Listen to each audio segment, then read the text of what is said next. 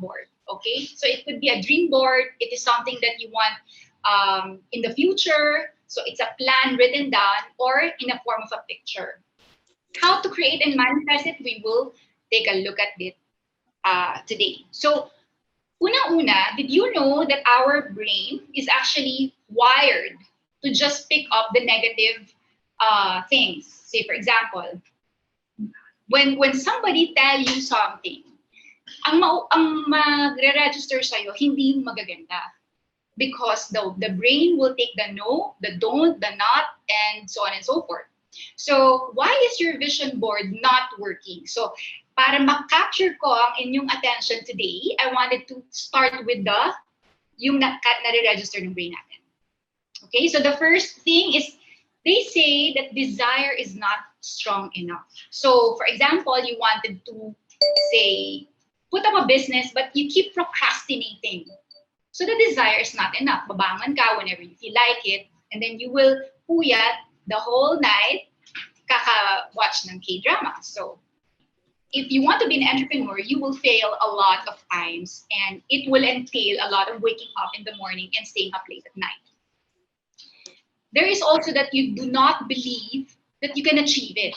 So, di ba sinasabi natin na in the morning, you should have affirmations. This means that you have to recognize yourself, be thankful of who you are. Say, for example, pagkagising ko sa umaga, diba? Ayusin ko yung bed ko, diba tinuro yan sa kidbre. Ayan, you have to fix the bed. Bakit? Psychologically, it means that if you fix the bed, yun yung una mong achievement for the day. So sa lahat ng to-do list mo, yan ang unang-una mong achievement. So kung bumangon ka lang, umalis ka na dun sa bed mo, anong achievement dun, di ba? Pwedeng, yes, buhay ako. Achievement yan. Okay? So after fixing your bed, nag-pray ka. Okay? So that's another to-do list. And then you affirm, habang naliligo ka, habang nakaharap ka sa mirror, sinasabi mo na, I can and I will. I am a capable being. I can do all the to-do list or the things that are on my list today. So if you do not do that, or if you are not doing that, may problema tayo dyan. So yung vision board natin, picture lang siya. Hindi natin siya na-imagine or na mangyayari. Hanggang wish nga lang siya. Okay? The next one is, it's only half-hearted. Okay? So, as we mentioned previously, when we are doing something, you should have your all full 100% in doing your tasks. Marami kang distractions. So, you're not 100% in. Say, for example, you're in class, pero nag-i-imagine ka. So, half-hearted effort would mean starting and not completing a task. So, ang pangit nun, di ba? Parang nag-bake ka ng pandesal pero hilaw yung gitna. So, sa vision board, dapat, sana, ginagawa natin na kapag meron kang kinlip, ginupit, nilagay sa clear folder, pinost sa ref, or ini-imagine sa journal, yan.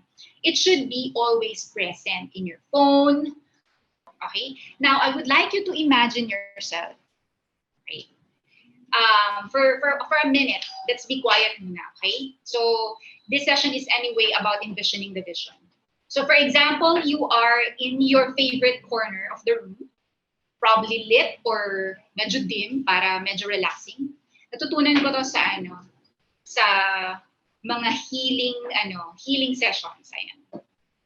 So, usually, may soft, pero very, very low volume music just to keep you composed and relaxed. And then after that, I want you to imagine that you're closing your eyes.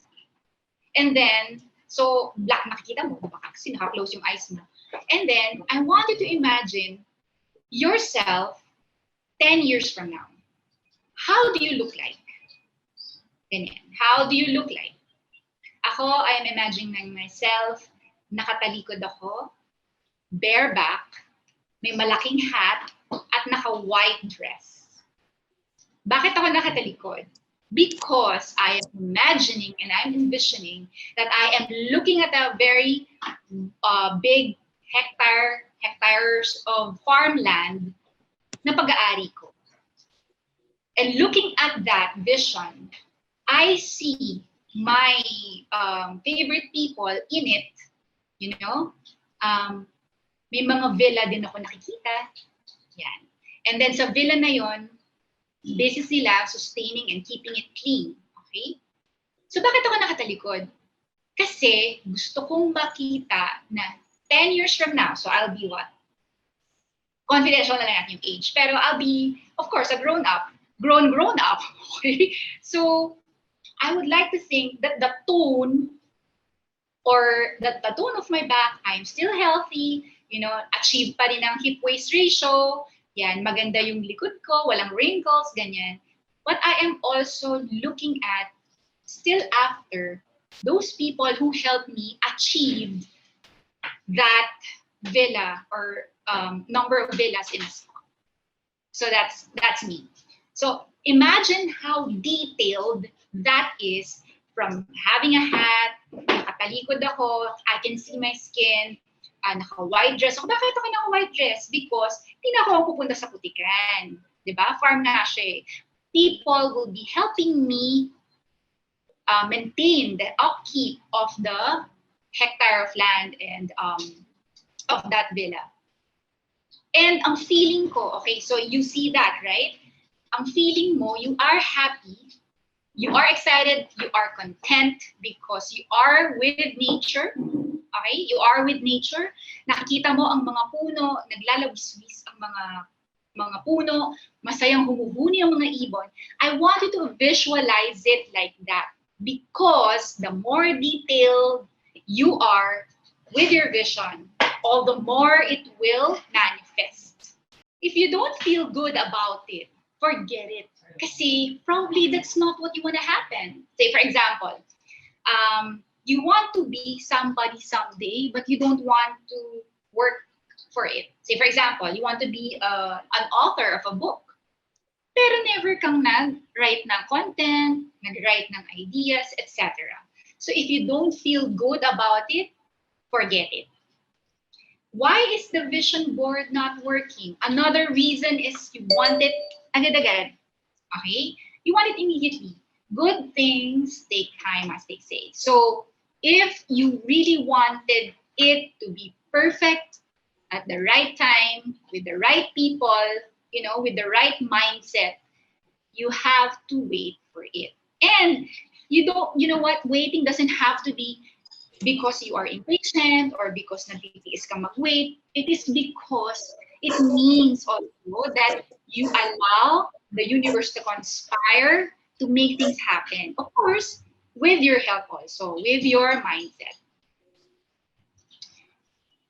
Pag may vision, may envisioning. Okay? So yung pinaractice natin kanina na exercise na pag may vision ka, you have to imagine. So another word for imagining things or imagining things on dreaming about achieving your goal is to envision it. When you envision it, it means that all of your senses are open, ready to receive that grace or blessing na walang negative. Okay? May negative pero kayang-kaya. Or another is buong-buo yung loob mo. So you're willing to actually work hard for it 24/7, okay? Without, of course, suffering from health problems. Kasi hindi mo naman siya may enjoy kung later on, tas may sakit ka na, diba? So there are many things that can happen along the way. But if you're all for it, diba? If you have a dream, you have a vision for yourself, for your family, for your career, you will actually receive it if you envision. So ang secret ng discussion natin today is really more about being detailed and when you are envisioning it rightly. So yun. Alam mo, kahit work from home, there is still such thing as getting excited about how to start your day, right? So there was a time in the past that I kind of felt that, and pre-COVID, so ang number one reason to is traffic. Another is, ang dami kong boss. Okay? You are good, you feel that you are good, you're good vibes, ang dami mong positivity, and then when you get to the office or to work, just cannot please one person. You have to please the laterals, the upper management, and even your coworkers because they're the ones with you, diba? So, di ba sa work meron tayong goals. And because if wala tayong goals, why do we work? Diba? So, we are measured numerically and qualitatively. Alam ng mga employed yan. So, when we say qualitatively, ano na yan? Parang meron ka bang customer relations? How do you deal with your boss and your mga ka-office mate, etc. And your customers. But you also have the quantitative, which have targets. You have the upper and the lower control limit. Ibig sabihin, you should fall within the limit or maybe exceed the expectations. The problem is, when we say draft a vision board, sometimes it's parang suntok sa buwan. Okay lang naman yun. Wala namang problema doon and walang judgment dito. The thing is, we need to also qualify or consider how soon you need it, okay? And how committed you are. So in any organization that you will join, it will actually ask for commitment, di ba? And every organization or any gathering for that matter will have to have goals because every organization, it's either would like to have an increase in revenue, di ba? An increase in clientele, yan. Happy customers, di ba? What else is the measure? So when we have those goals and targets, okay, so usually the targets or the goals in the scorecard, how soon bago nyo palitan? Bakit ang tagal magpalit? Kung achievable ba siya or hindi? Baka too steep naman, di ba? And that's usually done in town hall meetings when it's cascaded, di ba, to the people because pwede naman yung target mo sobrang okay for you. Pero yung gagawa nun, pwedeng hindi. Eh sila yung gagawa eh. So dapat you have to meet at a baseline target. So going back to vision board, the same, okay? So ito hindi lang to puro theories. Sinasabi ko dito na may application siya in real life. When you switch your goals and targets too quickly, ano mangyayari sa'yo? Parang you keep changing the goal, forgetting the vision, di ba? So, you change the goal once you hit it. Okay? Hindi yung wala pang 6 months, wala pang 1 year to Janine's point, change na siya. Kaya usually, the vision boards are done after New Year. Pa-resolution, di ba? O i-update mo yung clear folder mo because of the vision is different right now. You know? Hindi ka na nakakalabas. So, ano ng vision mo? Hindi ka makaka-travel. So, what are your goals?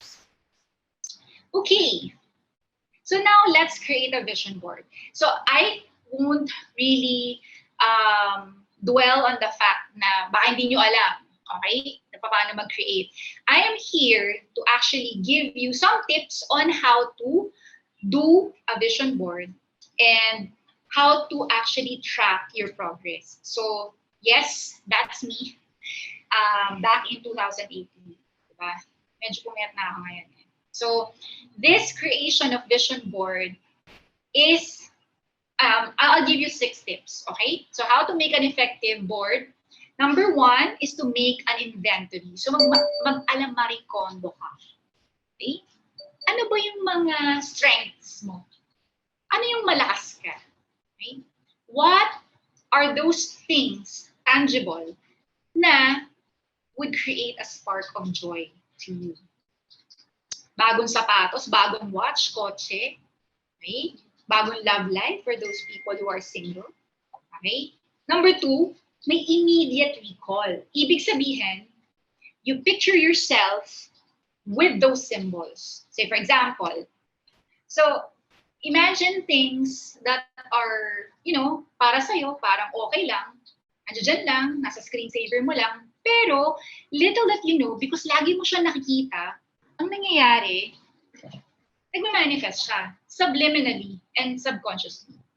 So, probably, pag nakikita ko yon, parang ang dating sa akin, nare-relax ako. A very toxic environment ang BPO. Pag nakita ko yon, kahit nag-dream ka lang ang saya-saya kaya niya, na parang, sana makarating ako dito. O, di ba? Ano kayang feel ng mga alikabok doon? Kasi kulay red. Ayan. Okay? So, paano kayang makikasalamuha ang mga Jordanian? Paano makasakay ng camel? Yung kumbaga lahat ng senses in-open. Taste and feel. Ano kayang taste ng food doon? You know, something like that. So, that's also one thing that you can do when you envision.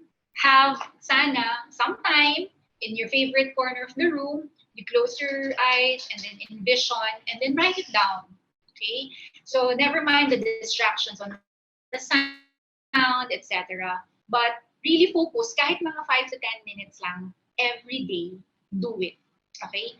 And then probably, you also would like to have a simple quote from one of your favorite speakers or yung mga favorite authors ninyo, and then you can also put it there. So, yun sa akin, narinig ko siya sa isang very good speaker na nag-manifest sa kanya lahat ng ginawa niya.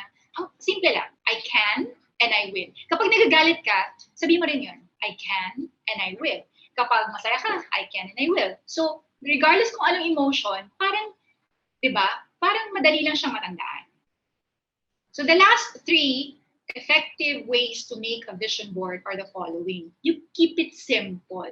So, alam ko na nakagawa na kayo ng vision board or ng dream board. And usually, what do we do? We collage it, right? Na parang kahit ikaw, pag tumingin ka, ang dami-dami naman ito. Hindi mo na maintindihan ano yung gusto mong i-focus. So, keep it simple. Pwede naman na madami, pero hindi cluttered, yung magpatong-patong. Kasi usually, ganun yung nakikita natin sa YouTube or sa mga previews na tinuro sa atin. Vision board for all seasons. Ano to? So, may kwento dito kasi. The reason bakit siya for all seasons, pwede kasing may vision ka for yourself. But since you know your profile, meron ka sa bahay, applicable ba yung vision ko sa bahay, tsaka sa negosyo, or sa employment, or sa career ko? So, para one hit siya, tapos marami ka na rin pwedeng magawa sa kanya. Now, I'm saying that, hindi ko naman din sinasabi na iisa lang. But make sure na lang, at least para sa akin, this is my personal truth, na kapag nag-envision ako ng something, I make sure that everybody is around me will be part of it. Diba? Yung sinabi ko kanina sa inyo na hectares of land, na villa and spas. Diba? Nakatalikod ako sa vision ko because I am happy. Because people who are with me now and probably next time will still be with me there. Ayan. And then, know the purpose. So, marami kang gustong i-envision, walang problema. It takes practice, guys, to actually focus. Kasi mahirap yan. Nowadays, there's a lot of gadgets, there's a lot of, social media that you can really just parang pang-kill ng time, di ba? Go to a quiet place and create your ideal vision board. So, this can take time. Hindi siya overnight, di ba? And I've told you also na may qualification siya. Consider also if for all seasons siya. Okay? Hindi lang ngayon, hindi lang bukas, or hindi lang ako, hindi lang sila. Yan. So, medyo mas maganda na holistic siya. Okay. So, ito yung tips ko. Parang, kumbaga sa, kapag nagpunta kayo ng, usually kasi kapag may clinics, di ba? Merong mga home care instructions. So, ito yung gusto kong ibigay sa inyo as a home care instruction. So, you create your vision board, or maybe if you have one, ano na ngayon, almost quarter 3 na, or we are in Q3 na, almost the end of 2021, just revisit. Ano na ba yung mga na-accomplish? Wala pa eh. Probably, you have to adjust a little bit. Hindi ko sinasabing magdagdag, hindi ko sinasabing magbawas. I-adjust mo lang. Set an expectation to yourself that per timeline, ito yung gusto mo. Okay? So you can have a pic on your screen, PC as your screensaver. You can also have a clear folder. Kung gusto mo ng hard copy, gusto mo ng clippings talaga. And insert all images that you want to happen. This is me last year. Okay? Last year, I wanted to have a healthy and happy disposition. So COVID, yan, tayo makalabas. I like traveling, but I cannot. No, nakaka-relate ako sa'yo. So I am also part of a family business wherein we also handle clients who are probably also anxious, diba? On achieving their targets for the year, etc. So I wanted to have something to help them grow their business last year. So last year, what we did, we engaged with them in social media. We wanted to be felt, okay? So that's that. And then I also envisioned to have a house and lot. I don't know where, but I just place it there. Or probably a good building. I don't know. It hasn't manifested yet, but probably because I'm hot-hearted, diba? Usually may mga ganun eh. Tama ba yung vision ko? Parang mahal to ah. May mga ganyan tayo, diba? Okay. So, eto, parang vacation. Okay. Nangarap ng vacation kahit COVID, diba? And then, eto yung farm. Okay. Of course, you need to have all these. You need liquidity and a sustainable farm. Ayan. So, that is last year. Okay? So, ginawa ko siya sa Canva because ang ganda sa Canva merong animation. This year, this is how I envision myself. Okay? So, what are these logos? Yan. I would like to share with you that those are the things that I want to happen this year. So, if you're gonna tell me, bago tayo tumalo ng 2021, naganap ba tong 2020? I would like to tell you that yes, naganap siya. During COVID, when everything else is closed, the business is still running. In fact, helping people. Okay, so in terms of health, for the business, household, ourselves, personally, achieved siya. So the happy and healthy disposition, achieved. Okay, wala pang vaccine nun. So by God's grace, nakuha ko ba yung farm? Hindi, but nakapagbigay sa mga may farm. So we are advocating, a part of our CSR in the company to put up this content in Batangas to build mga 3 to 5 hectares. Why not, right? Nakapag-bakasyon ba ako? Okay. It's still a vision. Nagkaroon ba ako ng bahay? Hindi. Nakatari pa rin ako sa bahay. Pero yung ini-envision ko, wala. Fast forward 2021, nag-change ako ng goal. Okay, so that is last year. I made it this year na ganito. It's not enough that you dream about it. You have to do something about it. So, this logo, if you can see NLP, yan, achieved. This logo over here, Toastmasters, achieved. Ibig sabihin, hindi naman dahil nangarap ka, pabibigay agad sa'yo. You have to do something about it. So, na-certify naman ako for NLP. Toastmaster is still ongoing. But let me give you a simple or a secret. Happy ba ako na bakit ngayon lang siya dumating? Of course. Kasi minanifest mo eh. And binigay sa'yo. So, that's the thing. So, if I were you guys, there is really no big or small dream. It's all about how to have a winning mindset. So, yan ang aking sample vision.